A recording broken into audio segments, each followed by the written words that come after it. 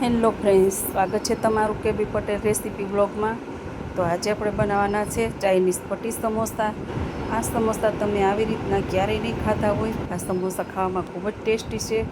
અને જો વિડીયોમાં તમે પહેલાં હોય તો લાઇક શેર સબસ્ક્રાઈબ કરી દેજો। પાસે આપેલું બેલ આઇકન દબાવી દેજો, એટલે વિડીયો અપલોડ કરું ત્યારે નોટિફિકેશન તમને પહેલાં મળે। તો હવે આપણે પહેલાં તો લોટ બાંધી લઈ। લોટમાં મેં 1.5 કપ જેટલો મેંદાનો લોટ લીધો છે। વજનમાં જોઈ તો 200 ગ્રામ લોટ છે। હવે તેમાં મીઠું ઉમેરી સ્વાદ મુજબ હવે આને મિક્સ કરી દઈ। પછી તેની અંદર થોડું થોડું પાણી ઉમેરી અને રોટલીનો જે લોટ બાંધતા હોય તેવો જ આપણે લોટ બાંધવાનો છે। થોડું થોડું પાણી ઉમેરતા જવાનું, એટલે કે લોટ નરમ ન થઈ જાય। હવે આ લોટ આપણો બંધાઈને તૈયાર થઈ ગયો છે। તો હવે આની ઉપર થોડું એવું તેલ લગાવી ચીકણો કરી અને પાછો થોડોક આપણે લોટને મસળી લઈ। હવે આ લોટ મસળાઈ ગયા બાદ તેને આપણે આના જ બાઉલમાં ઉપર ઢાંકીને 10 મિનિટ જેવો એને રેસ્ટ થવા દઈએ। હવે લોટ રેસ્ટ થાય છે ત્યારે તેનું અંદરનું સ્ટફિંગ તૈયાર કરી લઈ। તો અત્યારે મેં 100 ગ્રામ જેટલું પનીર લીધું છે। પનીરને આવી રીતે ખમણીના મોટા સારથી ખમણી લેવાનું, જાડું એવું પનીર ભીનાશવાળું ન હોય એવું લેવાનું છે તમારે। તો માપ કરીએ તો 1 વાટકો પનીર છે। હવે આના જ માપથી આપણે 1 કપ ચીઝ લેશું। ચીઝને પણ આપણે આ રીતે ખમણીને જ લઈ લેશું। હવે ચીઝ ખમણાઈ જાય તો ચીઝને માપ કરીએ તો 1/2 કપ ચીઝ છે। હવે એના એ માપથી આપણે 1/2 કપ મોજરેલા ચીઝ લેવાનું છે। હવે આ બધું લેવાઈ ગયા પછી 1/2 કપ આપણે શિમલા મરચાં લેવાના છે। તો શિમલા મરચાં પણ આપણે લઈ લીધા છે। 1/2 કપ આપણે મકાઈના દાણા બાફીને લેવાના છે। આ બધું લેવાઈ ગયું। હવે 1 કપ આપણે લીલા ધાણા લેશું। ધાણા જુઓ તમે ભીનાશવાળા ન હોય, કોરા હોય એવા લેવાના છે। હવે એની અંદર આદુ મરચાંની પેસ્ટ 1 ચમચી લેશું। પેસ્ટ થોડીક તમારે વધારે લેવાની, જો તીખી હશે તો મજા આવશે। તો 1 ચમચી મેં તીખા લાલ મરચાંની કટકી કરીને લીધી છે। 1 ચમચી કારા મરી પાવડર લીધો છે।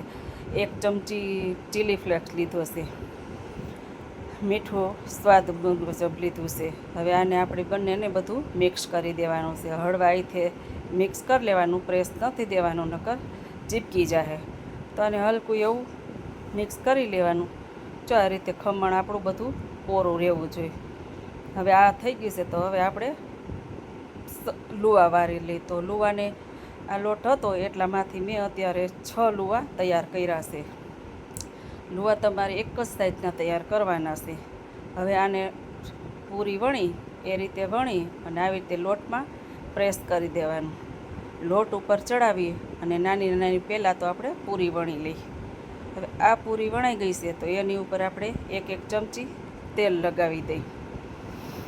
બંનેની ઉપર 1-1 ચમચી તેલ લગાવી આવી રીતે કિનારી ઉપર ફરતે લાગી જવું જોઈએ તેલ। હવે તેલ લાગી ગયા બાદ આપણે જે કોરો મેંદો લીધો છે તેની ઉપર રાખી અને મેંદાને ચીપકાવી દેવાનો છે। એટલે બંને રોટલીમાં સારો એવો મેંદો લઈ લેવાનો।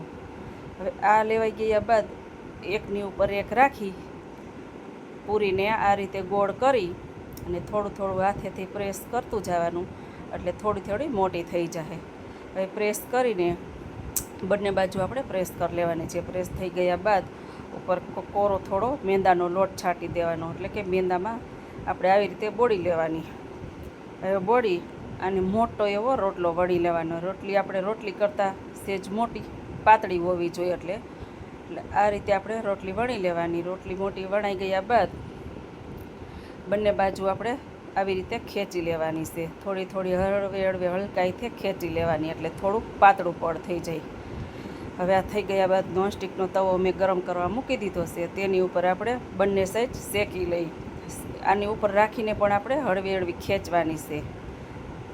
જો આ રીતે ખેંચાઈ જાય ને એટલે 10 સેકન્ડ જેવી આપણે શેકાવા દેવાની છે। 10 સેકન્ડ શેકાઈ જાય તે પછી આપણે પાછું બીજું પણ ફેરવી લેવાનું છે। હવે આ રીતે બંને બાજુ 10 સેકન્ડ જેવું કે 30 સેકન્ડ જેવું શેકાઈ જાય તે પછી આપણે હાથમાં લઈ અને આ રીતે આપણે હાથમાં થોડુંક મસળવાનું છે, એટલે એના બંને પડ અલગ થઈ જાય। જો આ રીતે બંને પડ અલગ થઈ જવા જોઈએ।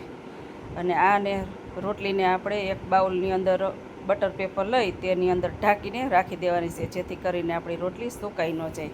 હવે 6 પડ હતા, મારે લુવા હતા એટલે 6 પડ મેં લઈ લીધા છે. સાઈડની કિનારી કાઢી અને આ રીતે આપણે પટ્ટી કાપી લેવાની છે. જો આ રીતે પટ્ટી કપાઈ જાય તે પછી જે પટ્ટી આપણે 4 ભાગમાં કરવાની છે. તો આ પટ્ટી ઉપર રાખીને અને તેના માપની જ આપણે બધી 4 પટ્ટી કાપવાની છે. અને જે સાઈડની કિનારી વધે પાતળી એવી એ કિનારીને ફેંકવાની નથી અને તેલમાં ફ્રાય કરી ઉપર ચટણી મીઠું મસાલા વેરી અને ખાવાની ખૂબ જ મજા આવે. હવે આપણી પટ્ટી તૈયાર છે. તો પાસે એક બેટર તૈયાર કરી લઈ. આ બેટર 5 થી 6 મેંદાનો લોટ છે, તેની અંદર થોડું એવું પાણી નાખીને ઘટ સ્લેરી તૈયાર કરવાની છે. હવે એ તૈયાર થઈ ગયા બાદ એક પટ્ટી આ રીતે રહી આવી રીતે ફોલ્ટ વાળી દેવાનો છે ત્રિકોણ શેપમાં. હવે આને ઉપર લઈ લેવાની અને ખૂણાના ભાગે થોડું દબાવી દેવાનું જેથી કરીને ત્યાં ખુલ્લી ન જાય. હવે આ કોન આકારનો શેપ આવી ગયો છે. હવે એની અંદર તમારે ફિલિંગ ભરી દેવાનું. ફિલિંગ તમારી ચોઈસ પ્રમાણે ભરવાનું, ઓછું ઓછું તમે કરી શકો. આ રીતે ફિલિંગ ભરાઈ ગયા બાદ હવે આની ઉપર જે આપણે સ્લેરી બનાવી છે એ સ્લેરીને કિનારી ઉપર ચોપડી દેવાની છે. જો આ રીતે ચોપડતી જવાની એટલે એનું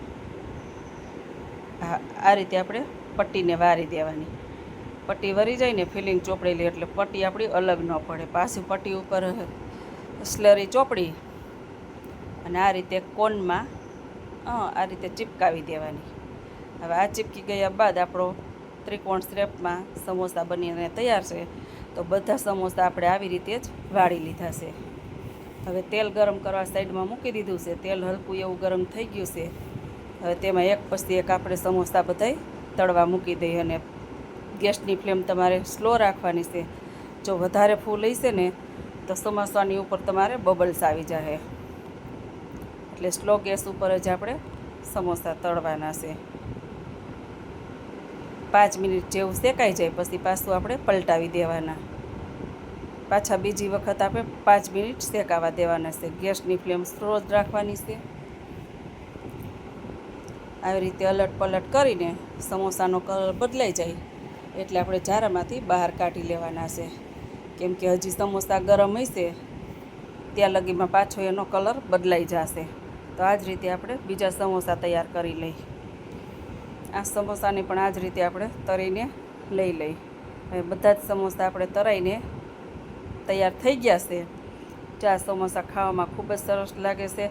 બહાર સમોસા ખાવા જાવ ને એવો જ સેમ ટેસ્ટ આમાં આવે છે. અને ઘરે આપણે બનાવીને એ સરસ ચોખ્ખા બને. આપણે વસ્તુ બધી સારી વાપરતા હોય. આ રીતે બની અને સમોસા બધા તૈયાર થઈ ગયા છે. હવે સમોસા તમે લીલી ચટણી કે મીઠી ચટણી આયરે કે સોસ આયરે કોઈ પણ સાથે તમે ખાઈ શકો. હવે આ ચાઇનીઝ સમોસા છે એટલે તમે સોસ કે માયોનીઝ સોસ હોય તો તેની સાથે પણ તમે સર્વ કરી શકો. જો આ સમોસાને ખોલ્યું છે તો અંદર એવા સરસ ક્રીમી ટેસ્ટ છે. જો છે ને દેખાવમાં સરસ સમોસા. જો વિડીયો ગમ્યો હોય તો લાઇક શેર સબસ્ક્રાઈબ કરી દેજો. પાસે આપેલું બેલ આઇકન જરૂરથી તમે દબાવજો જેથી કરીને હું વિડીયો અપલોડ કરું તો નોટિફિકેશન તમને પહેલાં મળે.